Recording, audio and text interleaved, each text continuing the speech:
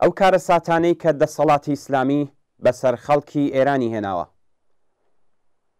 بەپێی راپۆرتی ڕۆژنامەی خۆراسان، هێندێک لە کچان و ژنان لە مەشهەد بە خاتری هەژاری ڕوویان کردوتە فرۆشتنی قژی خۆیان.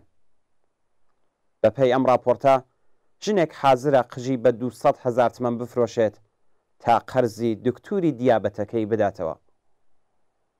ئەم ڕۆژنامەیە دەنووسێت بەپێی جنس و پڕبوونی موو، ژنان دەتوانن 200 تا نهایەتەن 2 ملیۆن تمەن لە بری قژیان وەربگرن. بەپێی راپۆرتی مەیدانی ئەم ڕۆژنامەیە، کچێکی 10 ساڵە بۆ کڕینی تەلەفۆن، ژنێکی 21 ساڵە بۆ دانەوەی قیستی جیازی خوشکەکەی، ژنێکی 50 ساڵە بۆ دابینکردنی خەرجی دەرمانی مێردەکەی و هەروەها کچێکی 15 ساڵە بۆ دابینکردنی خەرجی ناونووسکردن لە مەدرسەی مامناوەندی قژی خۆیان فرۆشت. بەڵام کارەساتی کۆمەڵایەتی لێرەدا کۆتایی نایەت. دڵتەزێنتر لە فرۆشتنی قژی ژنان فرۆشتنی کۆرپەڵەیە. حەبیبوڵڵا مەسعودی، جێگری کۆمەڵایەتی ڕێکخراوی بێهزیستی ئێران، باسی لە چوونەسەرەوەی ئاماری فرۆشتنی کۆرپەڵە لە 6 مانگی ڕابردوو کردووە و وتوێتی کە کۆرپەڵەکەکان بەر لەوەی کە لەدایک بن پێشفرۆش دەکرێن. ناوبراو دەڵێت بارودۆخی نالەباری بنەماڵەکان و هەروەها ئێعتیادی دایکان و باوکان لە گرنگترین هۆکارەکانی فرۆشتنی کۆرپەڵە دێتە ژمار.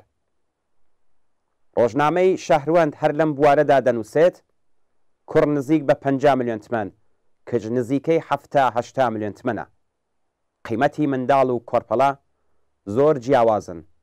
کۆرپەڵەکان لە منداڵەکان گرانترن. بەسەرهاتی کۆرپەڵەیەک کە پاش بە دنیا هاتنی دەفرۆشرێت بەسەرهاتێکی دڵتەزێنە. واتە منداڵێک کە نەخوازراو بە دنیا دێن تا ببنە پارێ منداڵانێک بەخشە.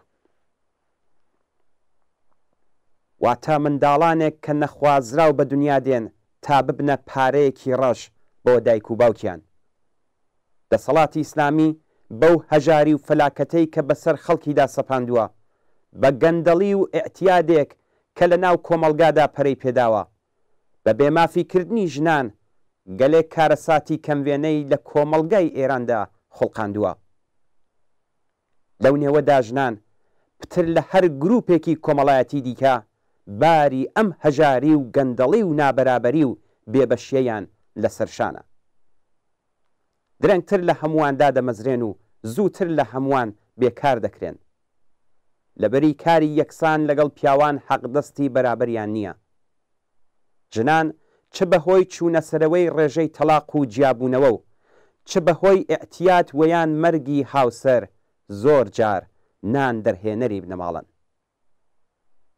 دەوەها بارودۆخێکدایە کە بەداخەوە بەشێک لە ژنان ناچار بە فرۆشی ئەندامی جەستەی خۆیان، بە قبولکردنی سیغا، بە لەشفرۆشی، بە فرۆشتنی قژی سەری خۆیان، بە فرۆشتنی کۆرپەڵەکەیان دەبن تاتیکەنانێک بۆ ئەندامانی بنەماڵەیان دابین بکەن. فرۆشتنی ئەندامانی جەستە لە گورچیلە و پێستەوە تا قژ، لە کاری دژوار و هەڵاواردنی سیستماتیکەوە تا ناچار بوون بە قبولکردنی سیغەی ئیسلامی یان لە ڕاستیدا لەشفرۆشی، ئەو کارە ساتانن کە ئەم ڕژیمە بەسەر خەڵکی هێناوە. تاڵان و دزینی سەروەت و سامانی خەڵک لەلایەن دەسەڵاتدارانی ئیسلامی، سەروەتی نجومی ئاخوند و لات و چەقۆکێشانی حکوومەت، بۆشایی بەرین و قوڵی چینایەتی لەگەڵ سەرکوت و هەڵاواردنی سیستماتیک دیمەنی سیاسی و کۆمەڵایەتی ئەمڕۆی ئێرانن. کرێکاران، جوتیاران، مامۆستایان، خوێندکاران، ژنان، خەڵکی کوردستان و ئەو جەماوەرەی کە کەمینە نەتەوەی و مەسحەبیەکان پێکدێنن، هەر کامیان بە جۆرێک لە ئاسبار و دۆخی دژوار و تاقەت پڕۆکێنی خۆیان ناڕازین و وەڵامی حکوومەت بۆ ئەوان تەنیا زیندان و ئەشکەنجە، کوێرکردن بە تفەنگی ساچمەیی، کوشتاری بەندکراوانی سیاسی و کوشتنی کۆڵبەرانی زەحمەتکێش بووە و هیچی تر. دەسەڵاتی ئیسلامی و سەرانی گەندەڵ و کۆنەپەرستی بەرپرسی ئەم هەژاری و فەلاکەتەی خەڵقن. ڕژیمێک کە لە جیات پێکهێنانی پیشە و دابینکردنی تەندروستی دەرمان شوێنی نیشتەجێبوون دەست دەداتە تاڵانکردنی سەروەتی وڵات و سەرکوت لە ناوخۆ و تیرۆر لە دەرەوەی وڵات بەرپرسی ڕاستەوخۆی بێبەشی و نەهامەتیەکانە. ژنانی ئێران دایک، خۆشک، کچ و هاوسەری پیاوانن و ئەم ڕادێ لە گوشار و هەژاری بۆ سەر ژنان نامرۆڤانە و جێگای شەرمەزاریە و تەحمل ناکرێت. دەسەڵاتێک کە قژی ژنان بە حیجابی زۆرەملیدا دەپۆشێت و بە بزوێنەری هەستی سێکسی پیاوانی دەزانێت، شەرم لەوە ناکات کە ژنان بەهۆی هەژاریەوە قژان بفرۆشن. ڕووخاندنی ئەم ڕژیمە هەنگاوی یەکەم و سەرەکیە لە پێناو بەرابەری مافی ژن و پیا و کەم و سنووردارکردنەوەی ئەم هەمووە سوکایەتی و بەدبەختیەیە کە بەسەر خەڵکیدا سەپاندووە. ژنانی شەریف و ئازادیخوازی ئێران و کوردستان بە پێست و گۆشتی خۆیان گوشار و هەڵاواردنی حکوومەتی ئیسلامیان تەجروبە کردووە و هێزی سەرەکی و چارەنووسساز دەبن لە دامەزراندنی نظامێکدا کە کۆتایی بە هەڵاواردن و ستەمی ژنان بێنێت.